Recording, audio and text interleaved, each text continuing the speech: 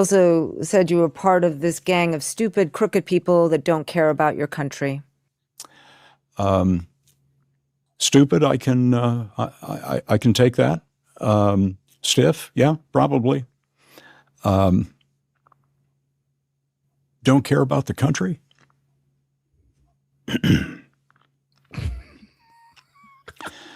I've never worn the uniform,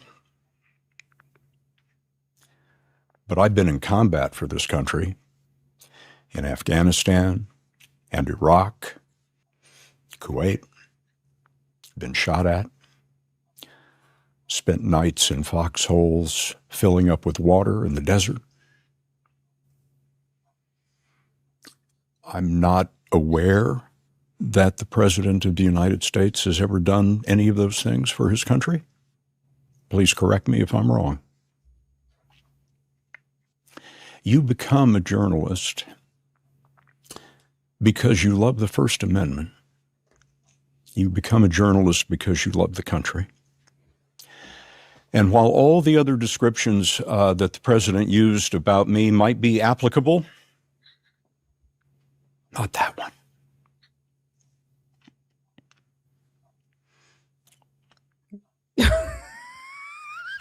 There is no democracy without journalism. It can't be done. And that is why I am a journalist. All right. This man is nuts. Nuts. All right. We got to unpack what he just said. So I want to start with you, Shelley. I mean, this man, you would think he was in Vietnam. You would think he had been in Iraq, Desert Storm. I mean, he believes he is the beginning, the middle, and the end. Mm-hmm. What are your thoughts here, Shelley? First of all, between the faux piety, this fake, I'm so shocked, whatever, this is not how it is. Between that and y'all know I got misophonia. All of the teeth clicking and the lip smacking and the forced swallowing, that just got on my nerves. That just drove me crazy, okay?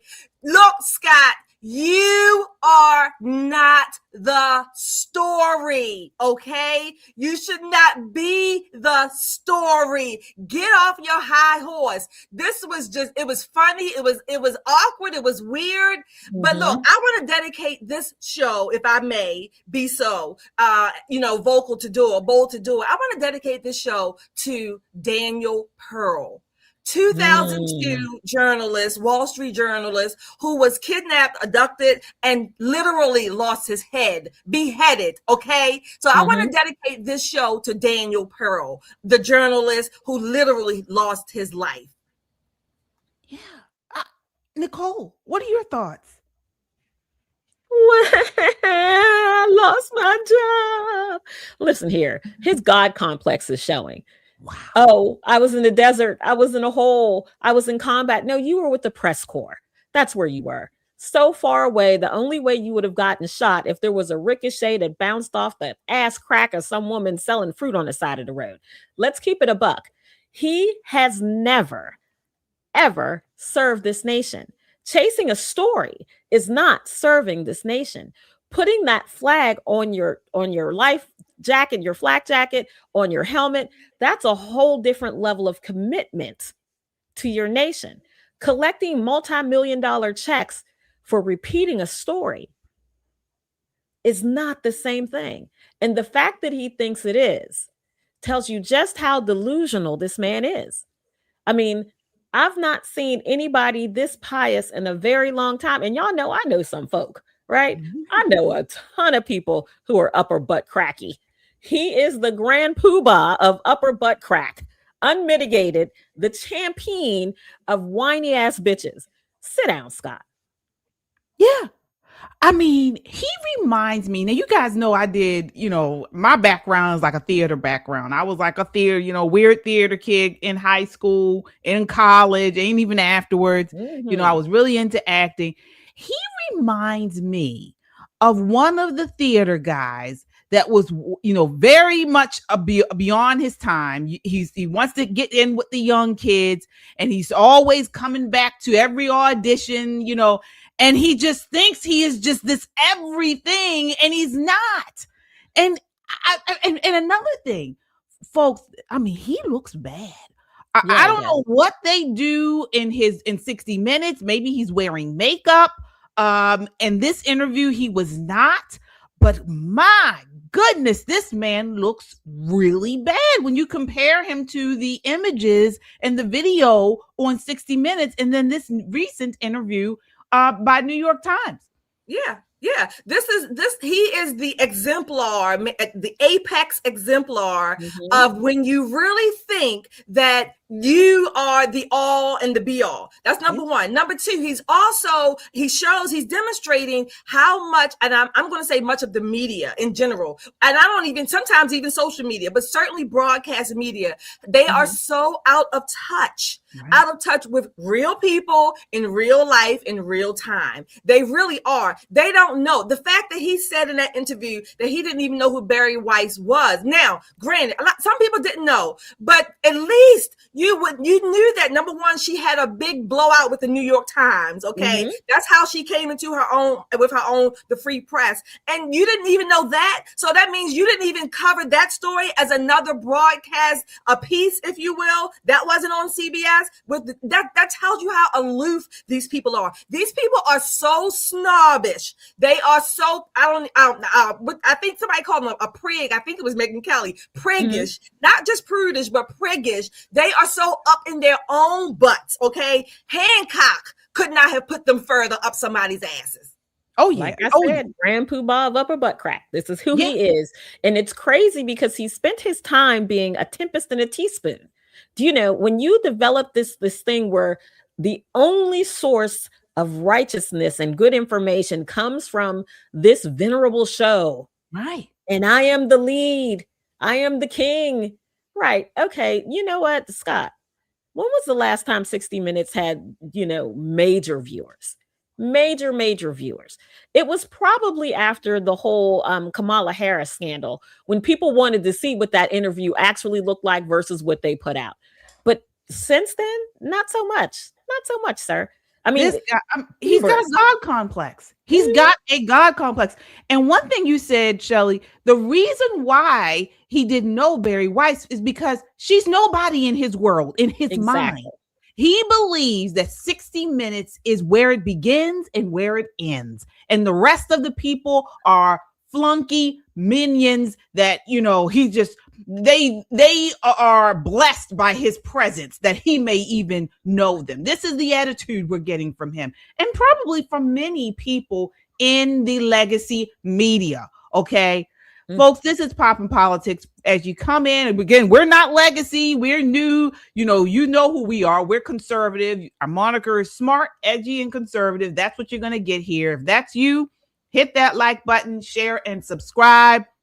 Come on in. And if you're tired of elitists, if you're tired of power-hungry commie leftists trying to strip us of our rights and tear apart our country, folks, you're in the right place. And this is where we're gonna break it all down. So ladies, let's set it off. So just to give some, before we really go in, we have some super chats here, don't we, Shelley? I think we do. Hi, everybody. Thank you for joining us on this Monday evening. Let's see who we have for super chatters. We have, hi, Gimpy. Thank you for your $5. Oh, boo-hoo. This Putz Pelley crying like a little biatch. Absolutely. Yes, thank you for that super chat. Everybody, come on in, hit that like, share, and subscribe. It's the top of the show. We need you to do that right now. I told you, they tell me, I don't know these things very well. They tell me it makes the algorithm go wild. So we need you to hit that like, share, and subscribe, and go to our website, www.metroconservativemedia.com, and you can get all the information about the shows, the articles, anything that's posted there, community events, and even go there. And throughout the night, we will keep reminding you to do so. Absolutely. And folks, we've got merch. Take a look. What's up, everybody? This is Poppin' Politics. Get your merch. Are you a Poppin' Politics fan? Are you unapologetically American? or not black, not white American. We got it all for you right here. Get your merch. Get the classic shirt. Classic. Goes with everything, comes in a variety of colors. Smart, edgy, conservative, like us, like you. This is a great way to support the channel. Click the merch button.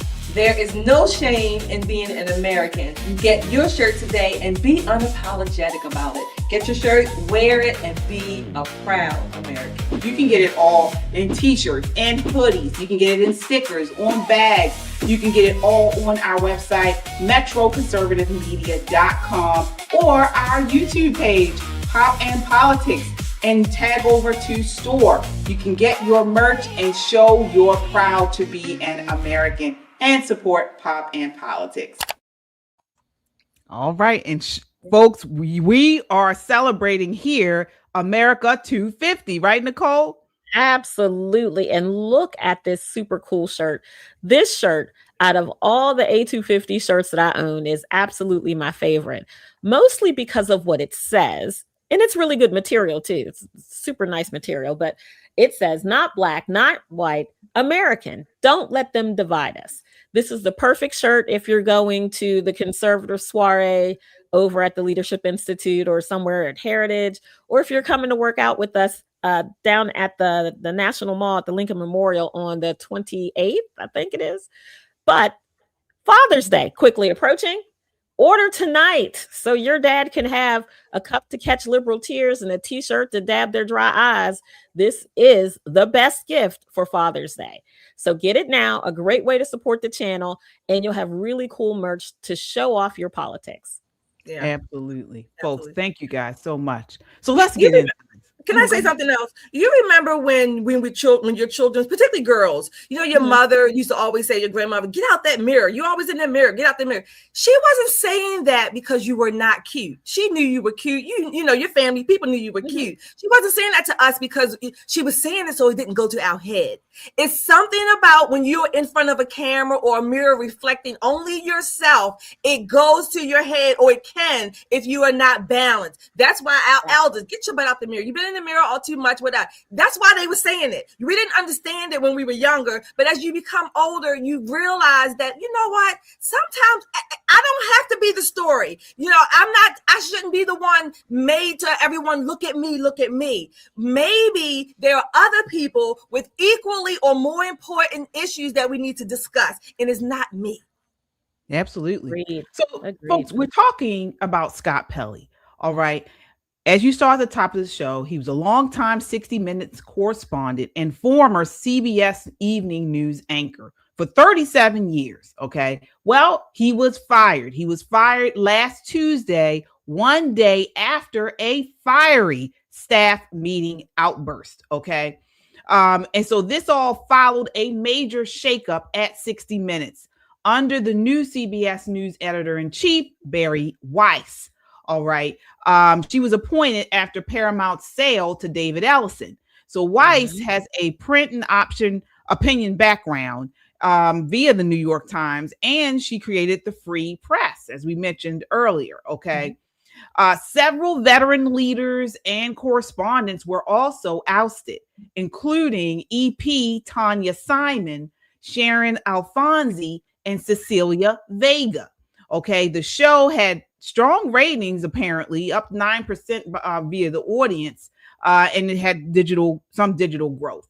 And so Scott Pelley lost it, okay, when these people were fired, and during the first meeting that occurred during this. So they had a Monday, June 1st staff meeting, which was intended to introduce the new EP, Nick Bolton. Now, his background, he's a tech journalist. He's a former New York Times person, but he doesn't have any broadcast TV experience. So during this meeting, again, this was the first meeting, Pelley hijacked it. He accused Bari Weiss of murdering 60 Minutes. That's in air quotes. He actually said that, saying she was brought in to kill it and was succeeding. He slammed Bilton's slender qualifications, as he detailed or described, and said Bilton would never be welcome here. He said this in the first meeting with his boss. and pushed back hard on the recent firings. Okay. This was all on audio. It was leaked. We talked about this briefly. We believe he leaked it to the news. Okay. Take a look at this next clip where he's talking to the New York Times about what occurred. And again, he gets really emotional. This is clip 2. Give you a little bit of background. The Simon family is legendary at CBS News. Her father was a famous Vietnam correspondent, and then Bob Simon covered every single war, everywhere in the world throughout his entire career. I was with him in Kuwait during the Gulf. So why do we care? What does this have to do with anything, Shelley? Well, what he's trying to convey basically is his great devotion to the institution. Okay. So that's what he's saying. He has a devotion to the institution, to legacy, to pedigree. Now, I mean, I don't give a fuck. Okay. However, Tanya seemed to have been doing well in the last year or so. So he's trying to connect those dots. Look, I can appreciate some institutional leftovers, if you will, or some institutional stability. You do want that as organizations are changing, as organizations are going through, the up and down, the volatile cycles, if you will. But Scott Pelley, again, he has this, it was weird, this emotional reaction, he kept likening it to murdering of his family. We're going to get to that. We're going to get to that. Nicole, I just want to brief, Nicole, okay. What did you think of what he said when he's explaining who Tanya Simon is? Do you know that the thing is that he is doing what we call bootstrapping. So rather than stand on his own legacy, he's doing this 6 degrees of separation of how he's attached to these people who literally, in his estimation, blazed the trail for his greatness. Now, I too have a story like that. I was at the Heritage Foundation eating a bacon-wrapped oyster at the same time Clarence Thomas was on an elevator in the same building. So that should make me an associate justice of the Supreme Court. I mean, the mental gymnastics it takes to follow this man's train of thought about how this has anything to do with him, you need a flip chart and a shot of vodka to even give a shit at this point. He's doing way too much, and it reeks of desperation. Really does. Yeah. That's what I'm talking about. He's talking about these people like they're royalty. This is just a job. I don't get it. I really don't. Folks in the chat, sound off. And I mean, does this person impress you? This is a job. These people are journalists, and they're not good ones. Okay, I'll be honest. They're biased. They lean towards one side. They're not breaking stories. They're not setting the world on fire. And he's talking about this woman as if she's some god, some royalty or something here. We'll keep going. Gulf War in 1990, we would stand on the roof of the hotel and watch the missiles come in. He taught me how to be a war correspondent. Oh my God. And then Tanya Simon comes in. She's at the broadcast 30 years. There is no respect for that. Get out of the office by 5 o'clock. What company in the world treats their precious people in that way? It's a company that sees that you're biased and you're no good for this society. I'll say it. I believe that. I believe that people like him have done more harm than good to our media.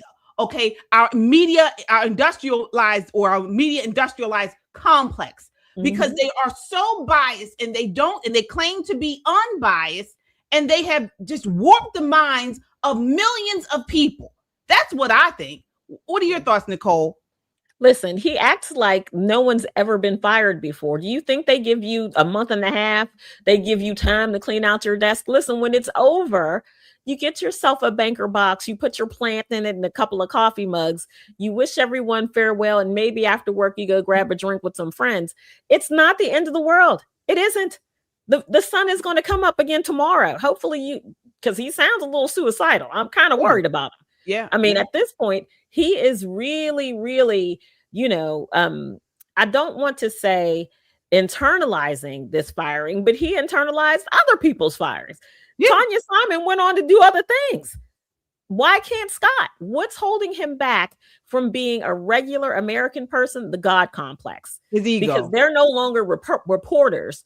They're, venerable journalists. No, you're a reporter. You read a teleprompter, bro. Calm down. Let's go. Let's keep going. The callousness, the inhumanity,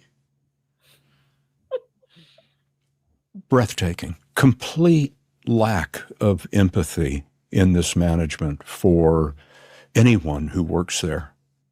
How can you have someone who deserves so much respect? Tanya Simon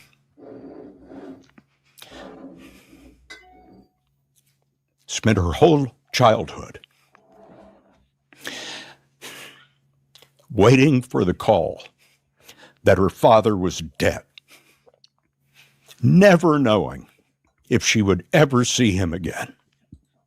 Her whole childhood. Get out by 5 o'clock. Make of that what you will. I can hear how much this has hurt you. Yes, it's like your spouse being murdered.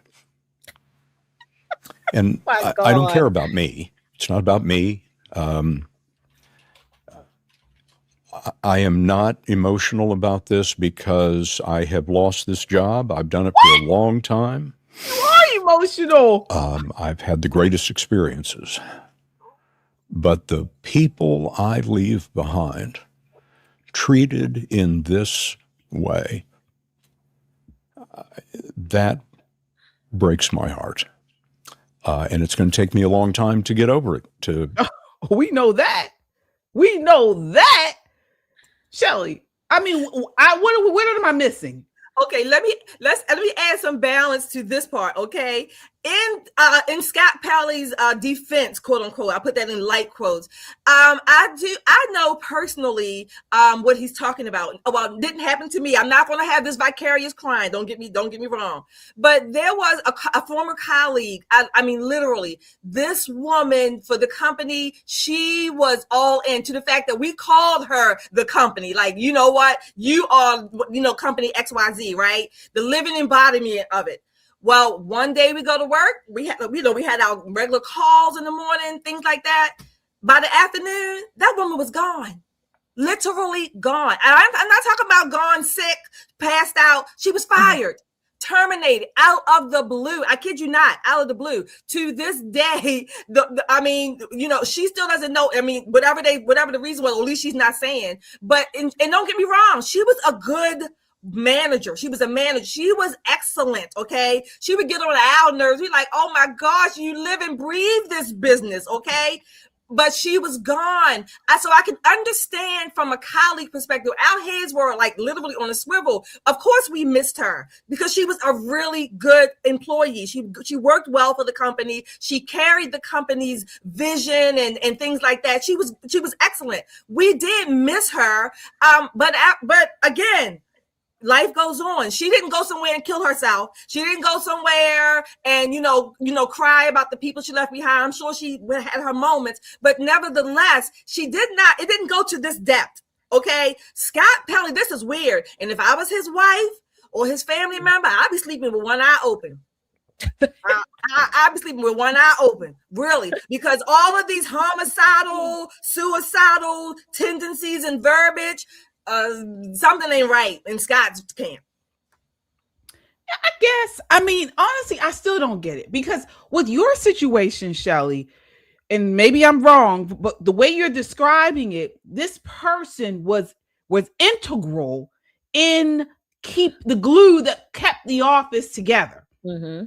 Okay, and I think a lot of people have had people like that in their work environment. I certainly have in my career, where now this person, though, generally, and you tell me if I'm wrong, they're not the ones that are seen all the time. They're the ones that are just, they get the work done. Yes. You know, and you need them. You know, these are the people where you're going to them. You know, they may not be upper echelon management either. You know, but they are the glue that keeps it all together. This guy doesn't seem like that. He doesn't seem like the guy that you're going to for assistance or even a mentor. He doesn't even seem like that to me. Yo, I get what you're saying, but wants all the praise and doesn't do all the work. Am I incorrect, Nicole? No, you're right on that point. I'm just saying, I'm thinking from the rest of the people who are left behind. What he's saying is that it was kind of like all these people, they're losing their colleagues. I'm giving him that point as far as the connection there. You know, they're losing their colleagues for a reason. Mm-hmm. It's not like they're randomly firing people. You know, listen, I work for people who people often say have a God complex, doctors, right? My managing physician is a lovely man. If I went to our meeting tomorrow and popped off like Scott Pelley did in that meeting, I would be so fired. I would need all y'all super chats. I would need y'all to super chat 24/7. Come on over to the new show and super chat. Send me some private gifts. I mean, it would have to be a whole lot of something going on.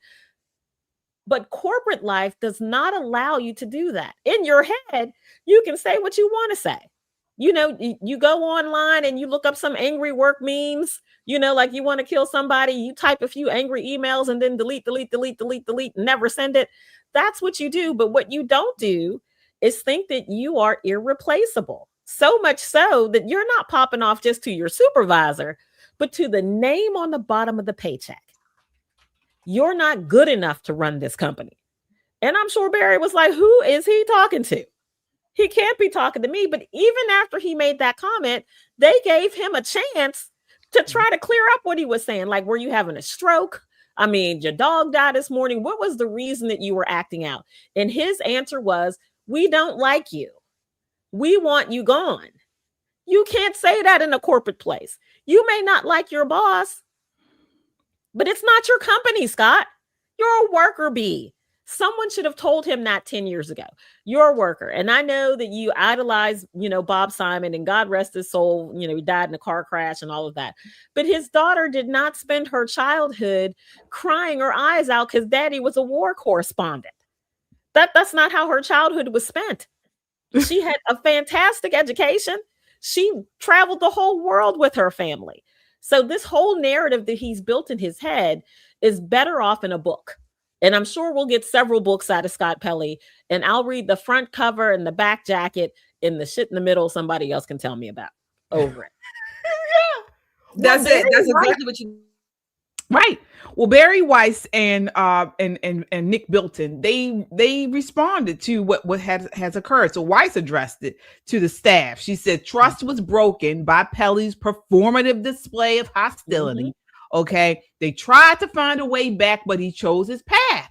All right. They praised his past contributions, but they basically emphasized that respect and moving forward with Bilton for season 59.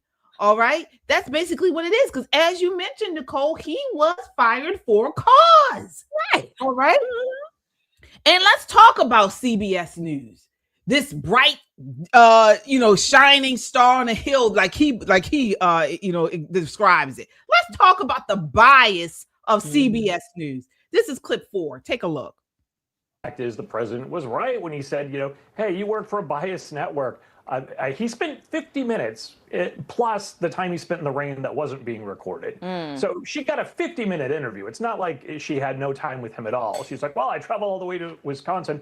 Well, you got 50 minutes with the president of the United States. But also, if you look at the track record of NBC, just even recently, Trump is right to call them out on their bias.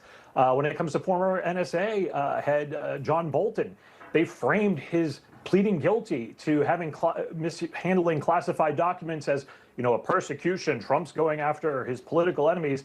They don't mention that this investigation began under the Biden administration. You've had no coverage over the murder of Henry Nowak in England on NBC. That's what we found here at the Media Research Center. So, and 92 to 97% negative, depending on the time of the study. Trump's right in saying NBC is a biased entity, and he gave him enough time. Yeah, good. But Eric, she traveled all the way to another state. My goodness. All the way. All the way. She had to switch time zones. She had to change her watch. Because none of us she have crossed ever, enemy lines somehow. None of us have ever had to do that before. Oh my goodness. All right. So, of course, they are talking about the viral video between President Trump and Kristen Welker of Meet the Press that occurred, what was it, Sunday?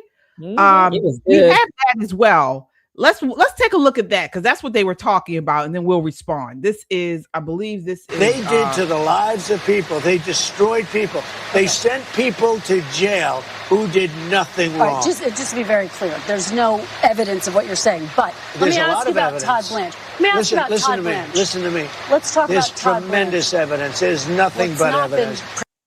I want to just talk about what she just did. Okay. Now, let's just be straight down the middle without saying whether we agree or disagree with President Trump. As a journalist, the way she responded to him was unprofessional to me. It was totally biased. There's no evidence of that. Why not start out with asking, what's your evidence, President Trump? Well, here's what they did. There's no evidence of that. What are your thoughts there, Nicole?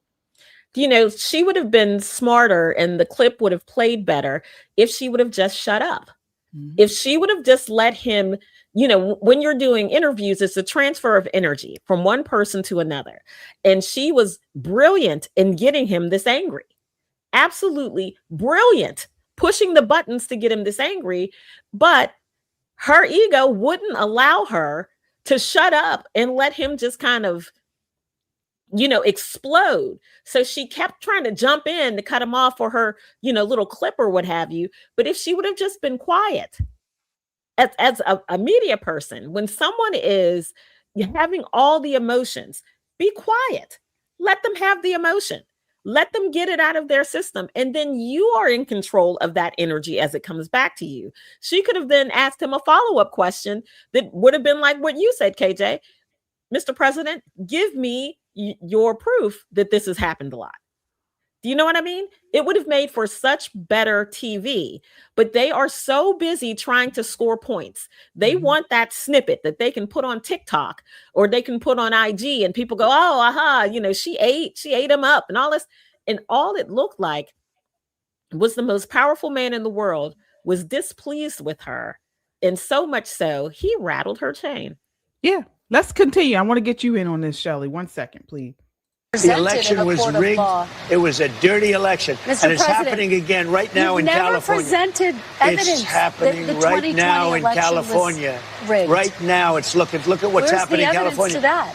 It's the 4 Republicans days. are doing well in California. No, they're not. They're dropping fast because it's a rigged election. Let me tell you, it's 4 days. And they aren't even close to coming up with it. That's how they count You know why they're doing that? California. Because they're cheating on the election. Do you have evidence to support all that? All I have to do is look.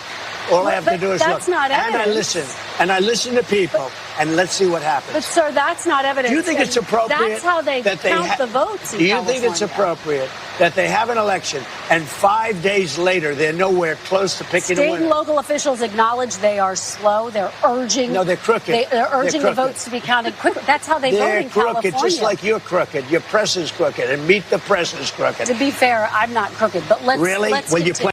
Yes, you are. Yes, you are.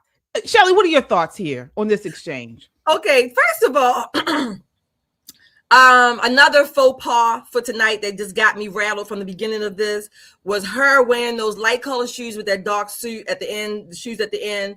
That was another faux. This got me all distracted from the beginning. Number two, the interview started off well, and it could have gone. We could have gone left or right. We know it didn't go right. However, Kristen, again, I agree with what you both said because I wrote down those words. Why didn't she just let him talk? because when he was talking in the beginning, he was giving some good information, Absolutely. some good details about the Iran, the Iran war, and some other things they were talking about. You should have had follow up from what he was saying. Trump is not going to budge on the 2020 election being stolen. No way, no shape, no form. So she could have just guided that to move on, or this, like you said, Nicole, bring down the energy. It did nothing except make for more frustration with the rain and the audio. It was very frustrating, this whole interview for me. Yeah, it was. But my issue here is they are so partisan against President Trump. How about, let's say she did disagree. She said, you heard her, she said they're slow to count the ballots in California and so on and so forth. Well, that's an issue. That's an issue. And as a journalist, an investigative journalist, why doesn't she talk about that? Why doesn't she talk about how there's historical patterns that show how California elections are very slow? Well, why is that? Is it because of ballot harvesting and that's widespread? Okay. I mean, what's going on why are they so slow? Why are they so slow? Why are we getting mounds of ballots that only lean one way, that's Democrat, at the last minute? And then, of course, the Dem surges. Okay. What I would have liked to hear her, instead of being combative with him, even if she disagreed, maybe come off and say, you know what? I understand what you're saying there. They're historically slow. We know they've had issues with the ballot harvesting. We know they've had issues with how the system's designed, favors delays, harvesting and urban mail returns. It erodes trust. Am I wrong? Where was this talking points, Nicole? Listen, that talking point makes too much sense. What she wanted to do is to get him to the questions that she wanted to ask, not what he wanted to talk about. Again, the interviews are a transfer of energy. And at this point in the interview, his energy has completely surrounded her. She is completely surrounded. Just look at their body language. He looks like a father scolding his daughter for being out too late. He's leaning forward. His face is flushed. And he's about 10 seconds off of getting up and walking out of there because he feels, 1, disrespected, 2, she's not listening, and 3, the questions that she's asking isn't moving the conversation forward. Like you're saying, KJ, not only is it combative, but it's counterproductive. Right. She's not really getting any information. He's just, quote unquote, as she would say, yelling at her. And he's not yelling at her. He's correcting her. And she's making herself part of the story again. That's what I was about to say. And part of the problem is that she sees herself as the story. And he's like a bit player, the president of the United States, mind you. He's a bit player in her grand story. This is why she doesn't want to talk about why it takes California so long to count votes.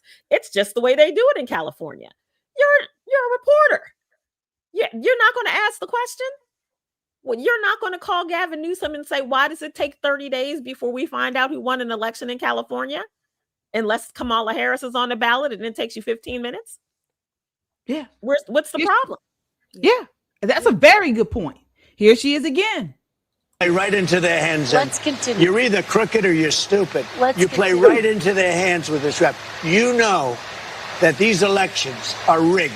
Your network knows that they're rigged. You know that I won an election in a landslide, and I got 94% bad press. But, Mr. President, you know why I got that? Because you have no credibility. But you've never presented evidence that it was rigged. Let's keep talking about, I want to talk about Todd You Blanche. have more evidence. There's more evidence than ever presented. Let's talk about... Your elections in this country, we're like a third world country. But, sir, your elections are crooked, and you're crooked, and Meet the Press is crooked, and so is ABC, and CBS, and CNN. But, Mr. President... You're one-sided crooked networks. All right, let's call it quits, because I've had enough. Thank you, darling. Have a good time. Mr. President, let's please. I traveled all the way to Wisconsin. I've sat in the rain with you. I know. I've sat in the rain all the with way you to for an Wisconsin. hour, on and off in the rain. and I've given you enough time. You ought to straighten out your press, because you know what? Mr. A President, country can never be great with a dishonest Listen, press. we Come on, let's traveled go. all the way to Wisconsin for this interview. Yeah. Thank you, darling. Thank Yeah, you, I darling. love I like him. when he said that too. I love him so much. I do. I Look, this love him. reminded me to a degree. Remember the Candy Crowley? She inserted herself into the debate again between, was it Barack and Mitt Romney? I think it was. She just inserted herself. And then what makes me, grinds my gears when they say, okay, let's move on. After you've said what you said, okay, it's okay. Nobody else can respond to that. Okay, let's move on. No, you inserted yourself. Now you got to have the back and forth, if you will, or you certainly have to allow for a response. This don't make yourself part of the story. And again, I agree with President Trump. It was frustrating as watching it with the rain. Then they had the audio. It was totally just frustrating. Again, it started off on a good trajectory, but it just went off course. Kristen, I respect that I think that's her demeanor, to be a little bit more, mild mannered. She tried to get him back, but he was done. And I was with him at that point. I was with him. Yeah. I was with him too. And like you mentioned, you've got a very good point, Shelley. The idea that she tries to rush the conversation on, but she got to throw in that jab. She got to throw in that uppercut, and then she tries to move it on. No, we're not going to do that. You're not going to throw in the uppercut and then try to move on with it. If you want to move on, you should have just let him talk like you all said, and then move the conversation on. But no, she's trying to be part of the story. So you want to be part of the story. We're going to show how you are part of the story and how you are biased. Take a look at this next clip. This is her, okay, and we're going to show you how she has reacted to the J6, and how she reported on that. The J6, the way that Pelosi did not. She claimed. You'll see it. Just take a look at this clip. This is, I think it's clip 6. Mayor of D.C. gave us a letter saying that she turns it down. Okay, we have it. Nancy Pelosi also was asked, and she turned it down. Of course, it's unreasonable to blame former Speaker Pelosi or lawmakers on Capitol Hill for what happened that day. Pelosi's office says the claim she turned down troops was, quote, completely made up. And President Trump announced tonight he plans to speak at a large rally of his supporters here tomorrow, many already gathering. D.C.'s mayor has activated the National Guard as a precaution. Do you see that? And folks, we got clips like this for days, okay? There is documented evidence of a pre-January 6th offer from President Trump, the White House, for significant National Guard support that D.C. Mayor Muriel Bowser declined in favor of limited unarmed deployment. All right. And the media continue to lie about this. Pelosi did not have direct operational control to turn down troops, but she and House leadership prioritized optics and didn't take in the additional troops. Okay. But do you see how she flipped before? First, she reported before it happened that President Trump had offered the troops. Then she said they didn't. Well, I mean, this is so nerve-wracking. It really is. And Nicole, what are your thoughts on that exchange? Do you know what's really interesting is Trump has a way of speaking with them where he starts off in his regular Trumpian tone, where he's charming and he's listening intently. But as you guys were saying, as she continued to punch at him, I call it Chihuahua energy. She nips at him and then says, "Oh, please don't bite me." Nips. "Oh, please don't bite me." Nips. And it gets to a point when you're a bigger dog, he's no longer candidate Trump. He is the leader of the free world. And you think for 1 second you're going to sit there and get this man off of his game? Absolutely not. Listen, I got better things to do with my time, Kristen. Thanks for coming. Have a nice day, hun. And tapped her on her shoulder, was like, yeah, and kept it pushing. Small thing to a giant. It's energy that the American press is not used to. But leaders around the world do this. When the reporters act up, they walk away from them. They walk away from them because they're not guaranteed an interview with the president of the United States. It's an honor to be a part of the press pool. It's an honor to sit down with the president. You don't sit there and snipe at him. If you've got a tough, hard-hitting question, you work on that question. You formulate the question and you present it like you're speaking to the most powerful man in the world, not like you're arguing with your dad over the last damn donut in the box. This is the way she came at him, and I'm surprised he lasted as long as he did, knowing exactly what that interview showed. She's a whole ass liar. She's biased. Her network is biased, and we've seen it over and over again. Now, it benefits us. I'm tired of it, Nicole. It benefits us as independent media is built on the back of these people and their bias. And as long as the Scott Pelleys of the world and the Kristen Welkers and the Margaret Brennans are on broadcast TV, we are super safe here in independent media because no one is going to watch an hour of that. No one. Probably not even her mother. And Shelley, let's talk about the idea that President Trump, even though he doesn't have to, like you mentioned, Nicole, he makes himself available. He is the most available president of our lifetime. Mm-hmm. Biden hid from most of the media, even though they were giving him, easy interviews. He hid from them. Okay, President Trump, time and time again, he just goes off at the airport, at the White House. He just is answering their questions, at the podium. He answers their questions, even though they do not treat him the same way they treat Democrats. Absolutely. And I'm tired of it. Well, I don't think it's going to change, at least not anytime soon, unfortunately. Number one, look, President Trump, you're right. He's accessible, right? Sometimes he's so accessible, we say, oh my gosh, why did he say that? Even we say that and we support him, right? We're like, you saying too much, President Trump, but okay. Mm-hmm. But that's who he is, okay? All of his superlatives and things like that, the language, whatever, the fun language, the jabbing language, we take it as a whole package. This interview, again, because she inserted herself and did not know how to rein it back in, she had to prove that she was batting for the left or batting for NBC or whatever to say that I'm going to get him back. No, he didn't show evidence. Again, at the end of the day, the American people lost out because I say from the beginning, when he first started, I thought he was saying some interesting things. Okay. And I wanted to say, okay, well, let's see where this is going. The American people lost out on information, critical information that we could have had. Some questions could have been answered. But again, support, disagree, whatever, no matter what. But it could have been a very good interview, minus the rain and all that, of course. But she had to insert herself. She had to prove her point. She had to make the point, I'm going to get the one in for the team to dig at President Trump. It's not going to work. And the American people are the ultimate losers in this case. Absolutely. And you mentioned they're the ultimate losers. That takes us back to Scott Pelley.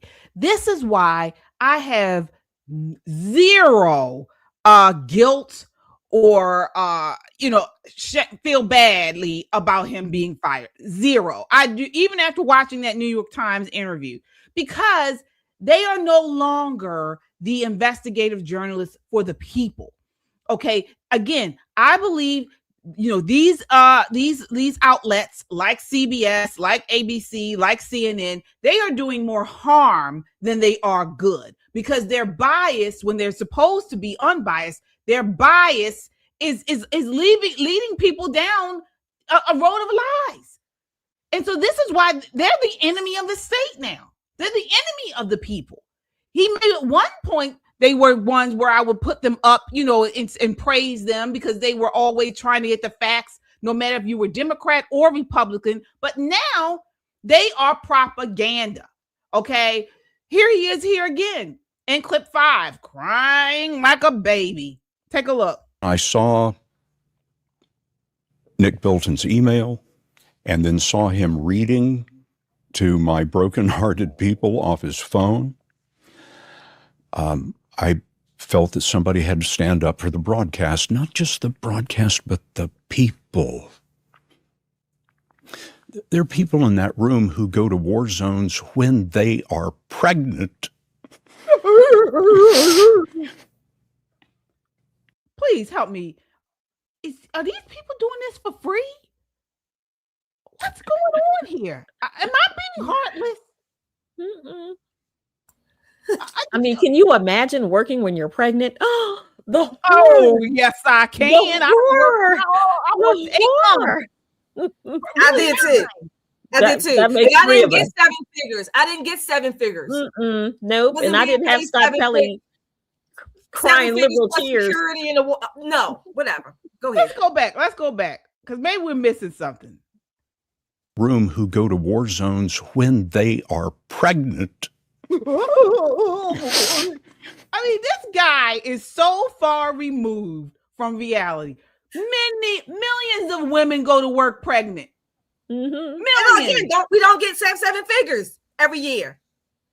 We gotta clip that out. We gotta clip that out for one of those little. Let's go again. I gotta see this again. Let's see. There are people in that room who go to war zones when they are pregnant.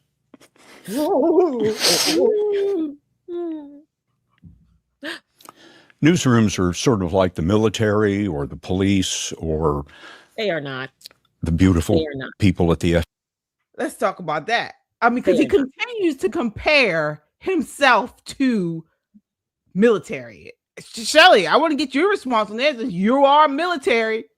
No, they are not. Okay. In a newsroom, you have hired security. In a police room, they are the hired security. So they are always at risk of their lives and their livelihood. So Scott, get off of that horse. Number 2, as far as the military, when you were a correspondent, I'm not going to mock your service, reporting from war zones. Fine. But guess what? You had 24/7 protection. You stayed in hotels. You had, limousines, all kinds of car blanks. The military people out there, to some degree, also had to protect you. So you were, in a sense, another liability that they had to be concerned about. Not just the buddy on the right and the buddy on the left and the enemy in front and behind. No, they had to worry about your arrogant, snobbish ass out in their arena, making your reports fine, giving the reports, the American people, what they needed. It's not a military zone. It's not a police zone. Scott Pelley, get off your horse, okay? Go out to the Midwest or whatever flyover country that you call it. Meet real people, real families who have sacrificed themselves and their loved ones who have been sacrificed fighting wars that you were corresponding in and maybe to a degree got in the damn way. FDNY down the street, it is a life-threatening job in many instances. In the newsroom? And very strong bonds, very emotional bonds are found or are developed in that kind of setting.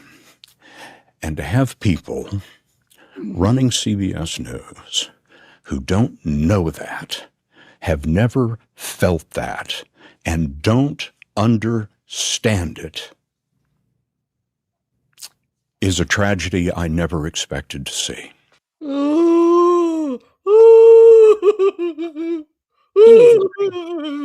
He needs a drink. Somebody pour him a little Tito's. He's having a moment.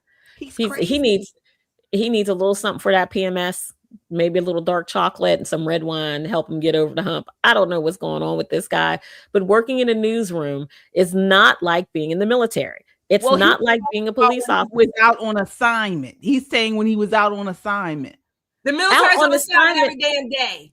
They don't get the breaks. They don't get the breaks in the middle of a war zone. And someone put in the chat, you're right. The military damn sure doesn't get 7 figures. Okay. Even the military enlisted war correspondents, the war journalists, they still don't get 7 figures. Okay. They still got to carry their equipment out there every correspondent. They don't get 7 figures. They don't get a special protection. They are military first. They don't get a damn day to come back and relax in the limo and get shuttled to and from the States every other time the bombs stop dropping. No, they're there 24/7, not only for themselves, but worrying about, again, the buddy on the left and the right. Who got my 6? Who got my 12? Whatever. That's what they have to do. Scott Pelley, go sit on your own damn thumb.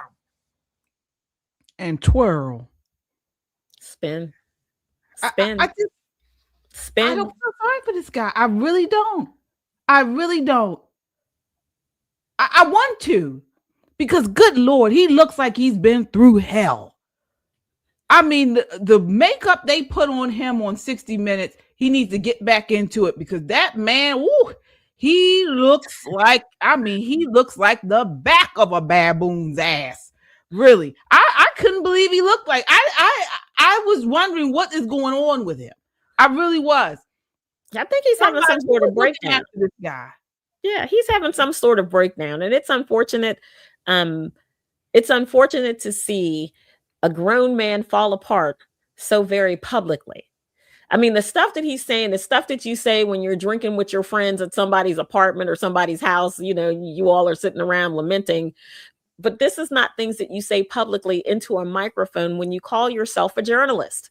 Because good luck with anybody trusting you with any information. You can't hold water, Scott. You cannot. And it's watching him go from this, in his own mind, godlike status to a regular damn person that's busting him up like nobody's business. I mean, he was conjugating verbs in a newsroom and man, his life was on the line. Are you serious? It's not like the military. It's not. You report the news. We like it sometimes when you guys get it right, but most of the time you don't get it right. And it is very prejudicial and it is very biased. So people turn it off and watch other things. I mean, 60 Minutes hasn't been good in a generation. Mm-hmm. Oops. Was that the time you were on it? Yeah, you're right. Folks, sound off in the chat. Let us know what you think. And again, your super chats go a long way in keeping us online. We appreciate the support. Folks, we don't have the millions behind us like CBS, like ABC, like CNN, and even Scott Pelley, for as horrible as he is, for as ugly as he is, he can come right on here on YouTube because he's got millions of people behind him. He's got a platform. He's got the lighting, the camera. He's even got professional makeup artists because something's going on. He was wearing makeup before. Okay. I want to know who his makeup artist was. I need that person. But he has all these people behind him and he can go on YouTube and whip up about millions of subs, at the drop of a hat. We don't have that. So folks, your super chats go a long way in keeping us online and we appreciate your support. But guess what? We know 60 Minutes has faced bias accusations for decades, as you mentioned, Nicole. Okay. I mean, it's past the Trump lawsuit settlement. Look, remember Dan Rather's era of bias. All right. So this is his Pelley's, bias complaint rings ironic to many, but the specific story behind all this, and why he's leaking these claims is because he knows that when people really start to look into this stuff, they know it's nothing independent about him. They know he's not in the middle of the road. Okay. And he knows it, but his ego is so inflated that he believes that is right.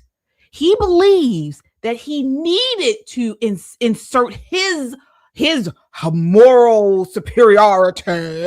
That's exactly what he sounds like too. Yeah. Oh yeah. Oh, I know this guy. He reminds me of a theater person. He really does. Where they never turn it off.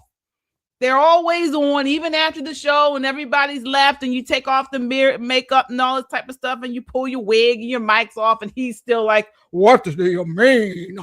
Hi, where do you want to go afterwards?" It's just crazy. It's crazy. All right. We'll continue to follow this, folks. Speaking of, this type of well, not really speaking of it, but we have a new show. Nicole, you want to talk about the new show? KJ's like, he's a nut job, but let's talk about the new show. Right. So our new show is true crime, and it is called The Right Verdict, and it is absolutely phenomenal. Our first case is the Carmelo Anthony case. We have been following the case, and this case has gotten so exciting over the weekend. There was Saturday court, which is wonderful for those of us who work for a living, in addition to being true crime fans. And the defense has rested. Now, how many people in the chat think that we're going to have maybe 4 hours, 5 hours of deliberation? I think they're going to deliberate long enough to get free lunch. And then we will have either Tuesday evening or Wednesday morning a verdict in this case? Anybody think from 5 to 15 years? What do you think? 25 to 30, 50 or better? What do you think that verdict is going to be? And will they get it right? I mean, there's been so much said about this particular case. We talked about the racial angle. We talked about the cultural angle. You know, I expected so much more from the defense. I did. I thought they would do so much better. I was mistaken. I was let down. It wasn't even juicy. This is nowhere near OJ. It is not. Right. Yeah, well, we're going to bring it all to you guys this week. We air every Thursday at 10 p.m. We may come on earlier this week, depending on when this verdict drops.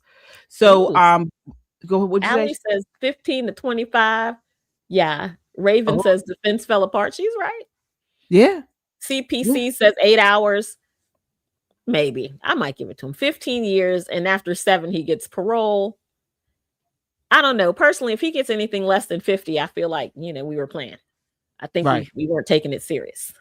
But The Right Verdict is a great show. Join us on Thursday nights at 10 p.m. If something exciting pops off, let me tell you, we're all over it. So go over to the page at The Right Verdict here on YouTube. This is a great show. Our members there are called jurors. So we're going to have some special things that happen with you guys. We have to decide on what case we're going to take on next. And we want you to be a part of that decision-making process. So do not miss our episode on Thursday at 10. Again, if we get a verdict before then, we're going to jump on to make sure we get the news to you. Right. Absolutely. So you guys do not want to miss it. All right. We have some super chatters here. All right. Hi, Carolyn. Thank you for joining us tonight. It has become apparently clear that I need to invest in a package of Depends. I have laughed my quote unquote baboon ass off tonight. All right. That's right, Carolyn. That's right. And guess what?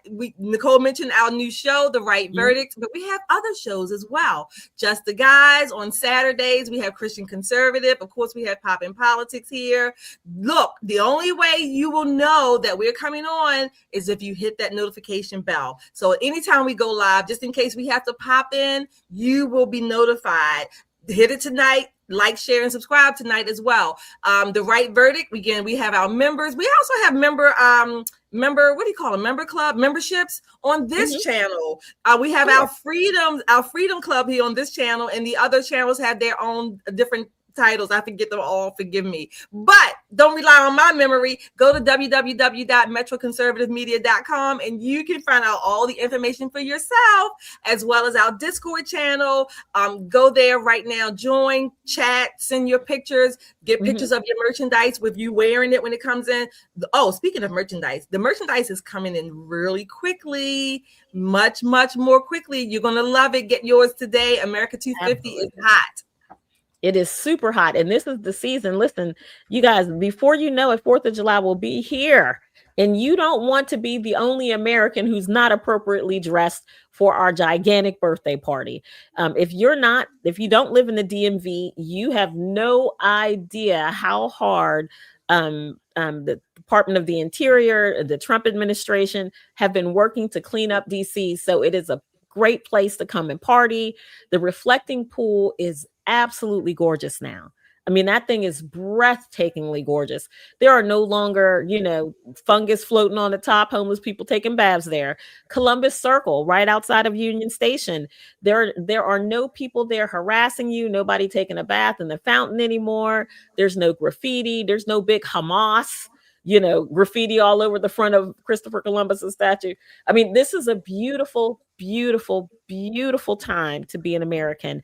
And this keepsake, the t-shirt, the mug, we have stickers. These are things that just kind of speak to the Americana in all of us. Doesn't matter your political affiliation, not Black, not white, American. Don't let them divide us. Great sentiment. You can share that with anybody. And please don't forget, Father's Day is quickly approaching. Celebrate dads and everybody else in your life. If you're a single girl and you're thinking he might want to be a dad someday, go ahead and get him a gift early, girl. Couldn't hurt, right? Right. All right. Another super here. It's Okay, I'm sorry. Thank you for your super chat. You ladies always are so uplifting and real. I love it. Keep it up, ladies. Thank you so much for that. Jessica, also $2. Thank you. The verdict after lunch tomorrow will get 50 to life. Okay. All right. Jessica has her wager in there. Thank you so much. I was thinking the same thing. 50 to life and after lunch. Agreed. All right. And folks, we got brand new video here. So if you guys didn't know, President Trump is currently at the Knicks game. He's the first sitting president to attend an NBA final. Take a look at the applause he received. USA, they're shouting it. Oh, he's there with Doug Burgum. Yep. And his granddaughter, Kaya Trump.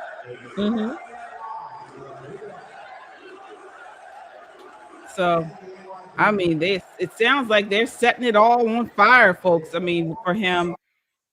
And it's. Are you surprised to hear such a rousing applause and the shouting for him in New York City, Nicole? Not at all. Those tickets are expensive. The money folks sitting on them chairs, honey. This is not regular folk. These are not your average New Yorkers at the NBA Finals game. There are people who spent very good, hard-earned money to be in those seats. So I don't expect anything less. And the truth of the matter is, KJ, outside of some very rabid liberal people, most Americans love this country. I mean, you can count on maybe 1 or 2% of people to be viciously anti-American while, living here and reaping all the benefit. But most people love the country, even if they disagree with some of the policies coming out of the White House. Yeah. And I want to add, truth be told, Shelley Stat, people in New York love Donald Trump. They certainly did way before he started running office. And a lot of the people in New York City, they have long memories. They do have some memories. It's only these leftist, progressive pockets that want to amplify everything. People in New York love Donald Trump. All right. Now, I do hear some people are saying he did get booed as well. But yeah. Well, right. Liberals have money too. So there's that. Right. We got another super chat here. Is that Maria? She says, people get a shirt. I love mine. Thank you, Maria. Maria, wear yours. Take a picture of it. Send it in our Discord channel, and we will give you a shout out. Yeah. Yeah. That said Marla. That he got a lot of loud cheers, but he did get a small amount of boos as the national. Oh, I'm sorry. You'll say Marla. Thank you, Marla. Yes. Thank you. All right, folks. So we'll be back. We'll be back on Wednesday night here at Poppin' Politics, Wednesday night at 9 p.m. You do not want to miss us. We'll be back here on Wednesday at 9 to bring you all the latest in news and pop culture. We already mentioned the shows. Folks, check out Christian Conservative from last night if you missed it, at KJ Christian Conservative. Folks, we talked about the viral case of I believe his name is Ashley. The lady was Ashley, and I forgot the guy's name, but they're the McNuggets. Let me get his information. Sorry, it's a guy. He has a viral YouTube show, and they were 5 months pregnant and found out the baby had Down syndrome, and they aborted the baby. And they filmed the entire thing. So they filmed it too. I didn't see it. They filmed it too. Yes, his name is Jesse. Jesse. Okay, yes, thank you, Jesse and Ashley Ridgway. But the YouTube channel that they have is called the McNuggets or something like that. Okay. But I broke it all down last night on Christian Conservative. So certainly check that out if you can. The live show at KJ Christian Conservatives. Really sad. And I want to get you guys' opinion on whether or not you believe them. You should see the video that they put out. Is it believable, or were they putting on? So check it out. I go into it pretty deeply on the show, and you can get a good understanding of what happened. All right. Well, again, that does it all. That does it for us tonight, folks. Thank you guys so much for watching. Until next time, count your blessings and live a life of purpose. Good night. Good night.